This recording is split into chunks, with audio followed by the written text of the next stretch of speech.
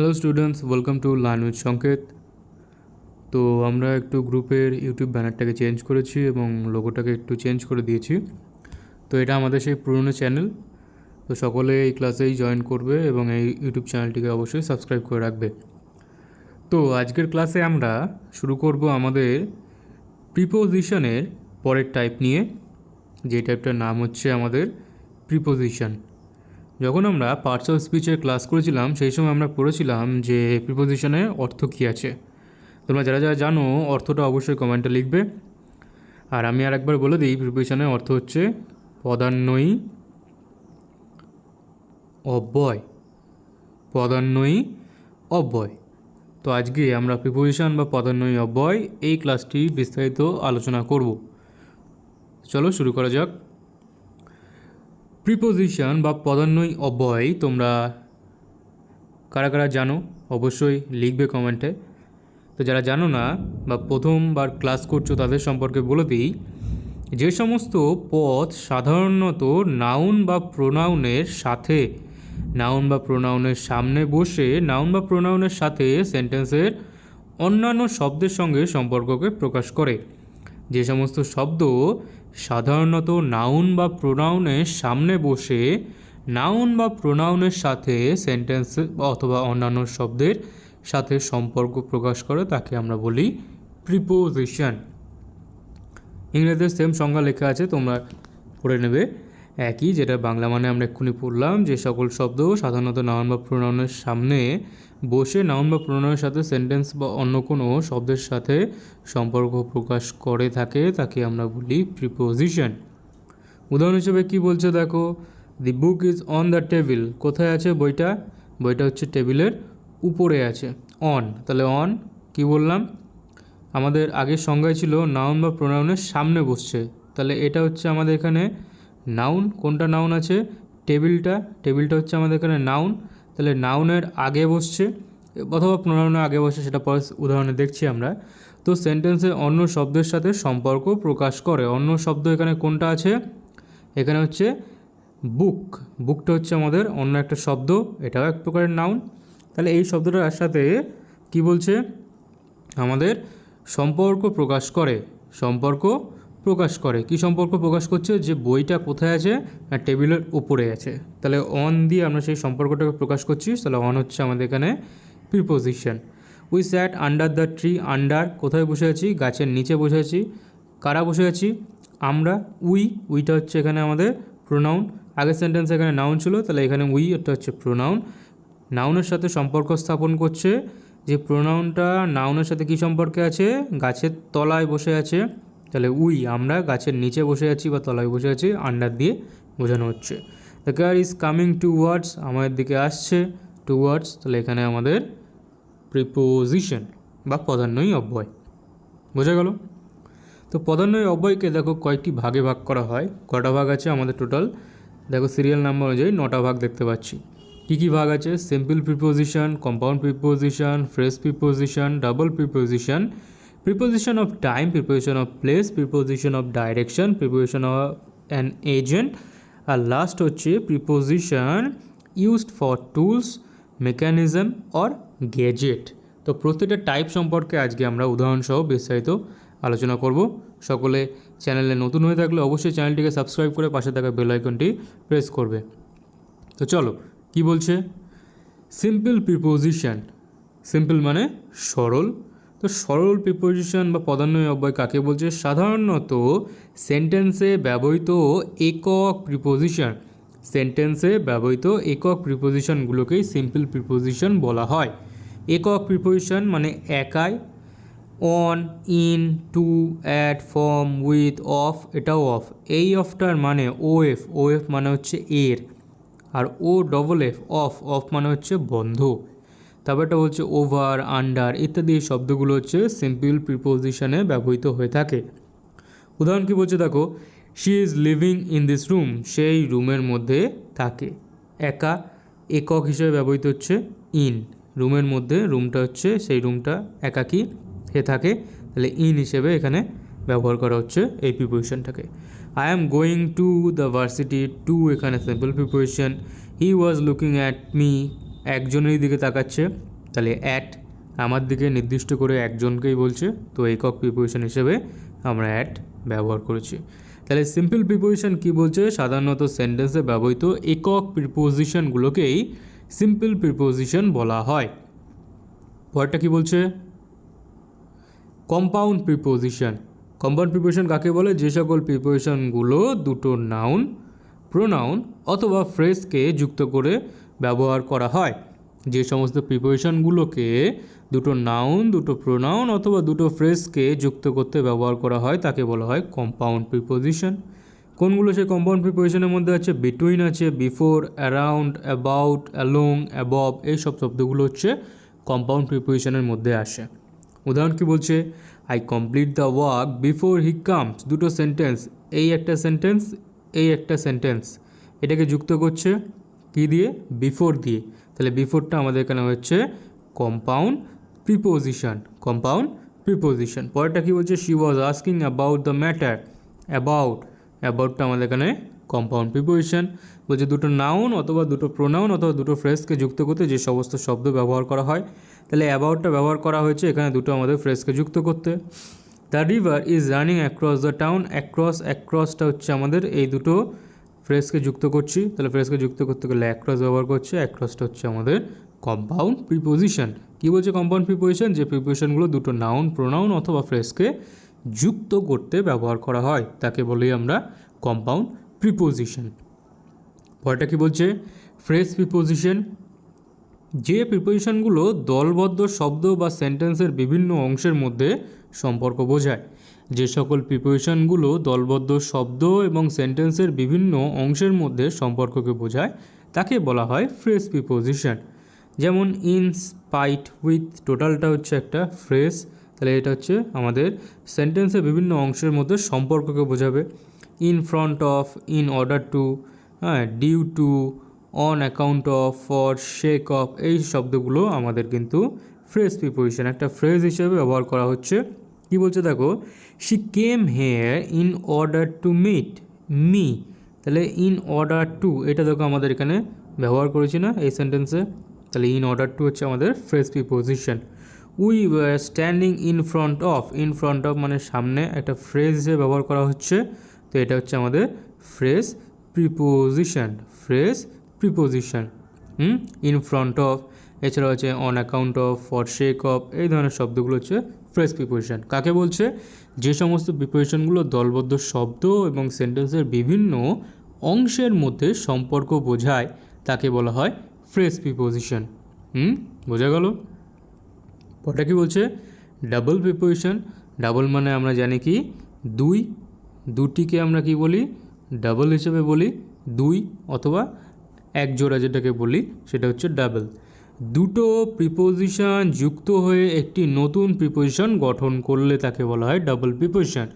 দুটো প্রিপোজিশনকে যুক্ত করছে সেটা হয়ে যাচ্ছে ডাবল প্রিপোজিশন। যেমন 1+1 করলে 2 আসে ডাবল, তেমনি নতুন একটা প্রিপোজিশন আনতে গেলে আমাদের পুরনো দুটো প্রিপোজিশনকে একসাথে কানেক্ট করলে যে প্রিপোজিশনটা পাওয়া যাচ্ছে সেটা হচ্ছে আমাদের ডাবল প্রিপোজিশন। কোনগুলো আছে, because of, from behind, within, with আর ইন যুক্ত করছে, আউট অফ, আউটসাইড অফ, এই ধরনের শব্দগুলো। উদাহরণে কী করে বুঝবে, he could not come to the meeting because of his illness, he could not come here to the meeting because of his illness. তাহলে এখানে দেখো দুটো সেন্টেন্স কি, দুটো শব্দ দিচ্ছে, একটা বিকজ, একটা অফ, এই দুটো যুক্ত হয়ে কি হচ্ছে বিকজ অফ। এখানে পড়লাম এই যে বিকজ অফ প্রথমেই, তাহলে বিকজ অফটা হচ্ছে আমাদের এখানে একটা নতুন প্রিপোজিশন তৈরি হয়েছে, তাহলে এটা হচ্ছে ডাবল প্রিপোজিশন। পরেরটা কি বলছে, I have to do this work within today, with in, এখানে দুটো শব্দ হচ্ছে, একটা উইথ আর একটা ইন, এই দুটোকে আমরা যুক্ত করছি, যুক্ত করে কি হচ্ছে উইদিন শব্দটা পাওয়া যাচ্ছে, তাহলে উইদিন শব্দটা হচ্ছে আমাদের এখানে ডাবল প্রিপোজিশনের মধ্যে পড়বে। কোনটাকে বলছে, দুটো প্রিপোজিশন যারা যুক্ত হয়ে একটি নতুন প্রিপোজিশন গঠন করে তাকে বলি আমরা ডাবল প্রিপোজিশন। পরেরটা কি বলছে, প্রিপোজিশন অফ টাইম, সময় বোঝাচ্ছে। কি বোঝাচ্ছে, সময় বোঝাচ্ছে। যে প্রিপোজিশন কোনো কাজের সময় বা একটি সেন্টেন্সের নাউনগুলোর মধ্যে সময়ের সম্পর্ক নির্দেশ করে, যে প্রিপোজিশনগুলো কোনো কাজের সময় অথবা একটি সেন্টেন্সের মধ্যে নাউনগুলোর মধ্যে সময়ের সম্পর্ক নির্দেশ করে তাকে বলি আমরা প্রিপোজিশন অফ টাইম। কোনগুলো আছে? I will try to home at 6:30 PM। তাহলে সময়কে বোঝানোর জন্য কোনটা ব্যবহার করা হচ্ছে? অ্যাটটা ব্যবহার করা হচ্ছে। তাহলে অ্যাট এখানে হচ্ছে আমাদের এখানে preposition of time. The programme will be held in January. কোন সময় হবে? ইন জানুয়ারি, জানুয়ারি মাসে হবে। তাহলে জানুয়ারিটা ইন জানুয়ারি, ইন হচ্ছে আমাদের এখানে preposition of time. I try to come on Monday, চেষ্টা করো সোমবারে আসা। তাহলে অনটা আমাদের এখানে ওই টাইম হিসেবে ব্যবহার করতে পারি। তাহলে অনও আমাদের এখানে হচ্ছে প্রিপোজিশন অফ টাইম। সময় বোঝাতে যে পদান্বয়ী শব্দগুলো ব্যবহার করি তারা হচ্ছে পদান্বয়ী অব্যয়। তাহলে সময় ব্যবহার করছি কোথায়? প্রিপোজিশন কোনো কাজের ক্ষেত্রে হতে পারে অথবা কোনো সেন্টেন্সের নাউনগুলোর মধ্যে সময়ের সম্পর্ক নির্দেশ করছি, তার মাধ্যমে হচ্ছে সেগুলোকেই বলা হচ্ছে আমাদের প্রিপোজিশন অফ টাইম। ওটা কি বলছে? Preposition of place. প্লেস মানে কি? জায়গা বোঝাতে। তাহলে পদান্বয়ী অব্যয় যারা জায়গা বোঝায় বা কোনো কিছুর কি বলছে অবস্থাকে নির্দেশ করে, যে সকল প্রিপোজিশনগুলো কোনো কিছুর অবস্থাকে নির্দেশ করে তাকে বলা হয় প্রিপোজিশন অফ প্লেস। কেমন অবস্থায় আছে? The boy was standing behind the tree. Behind কোথায় আছে? গাছের পিছন দিকে আছে। তাহলে পেছন দিকে হচ্ছে বিহাইন্ড। অবস্থানটা বলছে, অবস্থান বলতে গেলে আমরা প্লেস হিসাবেই বোঝাই। অবস্থা মানে হচ্ছে প্লেস বা জায়গাকে বলি। তাহলে সেটা হচ্ছে বিহাইন্ড। বিহাইন্ডটা আমাদের এখানে হচ্ছে preposition of place. She lives in India. In কোথায় থাকে বা কোথায় বাস করে? ইন্ডিয়াতে বাস করে। তাহলে লিভস ইন ইন্ডিয়া, ইনটা আমাদের এখানে তাহলে প্রিপোজিশন অফ প্লেস হিসেবে আমরা ব্যবহার করতে পারি। তাহলে প্রিপোজিশন অফ প্লেস কোনগুলো? যে প্রিপোজিশনগুলো কোনো কিছুর অবস্থানকে নির্দেশ করে। অবস্থান মানে কোথায় আছে, জায়গা হিসেবে ব্যবহার করতে পারি। তাহলে অবস্থান নির্দেশ করে যেসব প্রিপোজিশনগুলো তাকে বলি আমরা প্রিপোজিশন অফ টাইম। পরেরটা কি বলছে? Preposition of direction. ডাইরেকশন মানে কি? দিক নির্দেশ। ডাইরেকশন বলতে কি বোঝায়? দিক নির্দেশ, দিক নির্দেশ করা। দিক নির্দেশ করে যে সকল পদান্বয়ী অব্যয় কোনগুলো কি বলছে? যে সকল প্রিপোজিশন কোনো কিছু বা কারো দিক নির্দেশ করে। যে সকল প্রিপোজিশন কোনো কিছুর বা কারোর দিকে কিছু নির্দেশ করে তাকে বলা হয় প্রিপোজিশন অফ ডাইরেকশন। কোনগুলো নির্দেশ করে? Such as in, on, such as in, on, under, over, left, right, এই শব্দগুলো কী করে? ডাইরেকশন বা দিক নির্দেশ করে। উদাহরণে কোথায় দেখছো? The school is situated on the right side of the town. Right side, রাইটটাই আমাদের এখানে দিক নির্দেশ করছে, তাই এটাকে বলা হয় প্রিপোজিশন অফ ডাইরেকশন। তাহলে রাইট এক টাইপের প্রিপোজিশন, সেটা হচ্ছে প্রিপোজিশন অফ ডাইরেকশন বা দিক নির্দেশের মধ্যে আসবে। The jeep is now going over the bridge. কোথা দিয়ে যাচ্ছে? ব্রিজের ওপর দিয়ে যাচ্ছে। তাহলে দিক নির্দেশ করছে ওপর দিয়ে যাওয়া, এটা দিকে ওপর দিক দিয়ে যাওয়া, তাহলে এটা দিক নির্দেশ করছে ওভার। ওভারটা হচ্ছে আমাদের preposition of direction. The bird is sitting on the roof. কোথায় বসে আছে? রুফে বসে আছে বা জানলার কিনারে বসে আছে, বা আমরা এক টাইপের ছাদে বা ওই সানসেট যেগুলোকে বলা হয়, তো সেখানে বসে আছে। তাহলে অনটা হচ্ছে আমাদের একটা দিকে বলছে, কোন জায়গা হিসেবে কোন দিকে বসে আছে সেই জায়গাটা বোঝাতে আমাদের কী বোঝাচ্ছে? অন ব্যবহার করছে। অনটা হচ্ছে আমাদের এখানে প্রিপোজিশন অফ ডাইরেকশন। হ্যাঁ, পরেরটা কী বলছে? Preposition for an agent. যে প্রিপোজিশন কোনো কাজ বা কোনো কাজ সম্পাদনকারীর মধ্যে সম্পর্ক নির্দেশ করে। যে প্রিপোজিশন কোনো কাজ ও কাজ সম্পাদনকারীর মধ্যে সম্পর্ক নির্দেশ করে তাকে বলা হয় প্রিপোজিশন অফ এজেন্ট। তাকে বলা হয় প্রিপোজিশন ফর এজেন্ট। এক্সাম্পল কী বলছে? I will go there with you. উইথটা কী করছে? কোনো কাজ, কোনো কাজটা কি সেখানে যাবে, এটা হচ্ছে ভার্ব। আর সম্পাদনকারী যে কাজটা করছে এটা হচ্ছে নাউন। এই দুটোর মধ্যে সম্পর্ক স্থাপন করছে কে? উইথ। তাহলে উইথটা আমাদের এখানে হচ্ছে preposition for agent. Preposition for agent কোনটা? উইথটা হচ্ছে আমাদের preposition for agent. She likes to read the book written by Tagore. She likes, সে পছন্দ করে, টু রিড দ্য বুকস, সেই সব বইগুলোকে, রিটেন বাই টেগর। তাহলে রিটেনটা আমাদের এখানে কী কাজ করছে? কাজ একটা, ভার্ব। এটা হচ্ছে আমাদের কাজ সম্পাদনকারী, যে কাজটা করেছে সেটা হচ্ছে নাউন। টেগর অর্থ রবীন্দ্রনাথ ঠাকুরের কথা বলছে। কি দিয়ে যুক্ত করছে? বাই দ্বারা যুক্ত করছে। তাহলে বাইটা আমাদের এখানে হচ্ছে প্রিপোজিশন ফর অ্যান এজেন্ট। কাকে বলছে? যে সকল প্রিপোজিশন কোনো কাজ বা কাজ সম্পাদনকারীর মধ্যে সম্পর্ককে নির্দেশ করে তাকে বলা হয় প্রিপোজিশন ফর অ্যান এজেন্ট। হলো। লাস্ট কি বলছে? Preposition used for tools, mechanism or gadget. যে সকল প্রিপোজিশনগুলো বিভিন্ন নাউনকে যন্ত্র, বাদ্যযন্ত্র, মেশিন প্রভৃতি সেন্টেন্সের অন্যান্য শব্দের সাথে যুক্ত করে। যে সকল প্রিপোজিশনগুলো বিভিন্ন নাউনকে সেন্টেন্সের অন্যান্য শব্দের সঙ্গে যুক্ত করে। অন্যান্য শব্দ কোনগুলো? কোনো যন্ত্র হতে পারে, কোনো বাদ্য মেশিনের সাথে যুক্ত করে, তাকে বলি আমরা এই preposition of used for tools, mechanism or gadget. কীভাবে উদাহরণে বুঝবে? আই ওপেন দ্য বটল, আমি বোতলটিকে খুললাম, with the help of an opener. With the help of, এই যে শব্দটা এটা ফ্রেজ হিসেবে কাজ করছে, কিন্তু সেন্টেন্সে নাউনকে অন্য শব্দের সাথে যুক্ত করছে। নাউন কোনটা? বটলটা এখানে নাউন আমাদের, অন্য শব্দের সাথে যুক্ত করছে কিভাবে? ওপেনারের সাহায্যে। যুক্তটা করছে কার সাহায্যে? With the help of. কার সাহায্যে? ওপেনারের সাহায্যে। তাহলে ওপেনারের সাহায্যে বোতলটা খুলছে, এটাকে যুক্ত করছে কীভাবে? With help of. কার সাহায্যে? He likes to go long drive by his car. কিসের মাধ্যমে যাচ্ছে? কারের মাধ্যমে যাচ্ছে, বাই। তাহলে বাইটা আমাদের এখানে প্রিপোজিশন ইউজড ফর টুলস। পরেরটা কী বলছে? She came here on foot, পায়ে হেঁটে এসছে। তাহলে এটা হচ্ছে আমাদের এখানে preposition use for tool, mechanism আর গ্যাজেট। তাহলে on, by, with the help of, এগুলো সবই আমাদের পাচ্ছি কি? প্রিপোজিশন। কোথায় ব্যবহার হচ্ছে? টুলস হিসেবে, মেকানিজম হিসেবে আর গ্যাজেট হিসেবে, অর্থাৎ যন্ত্র, বাদ্যযন্ত্র অথবা মেশিন হিসেবে এই শব্দগুলোকে আমরা ব্যবহার করে থাকছি।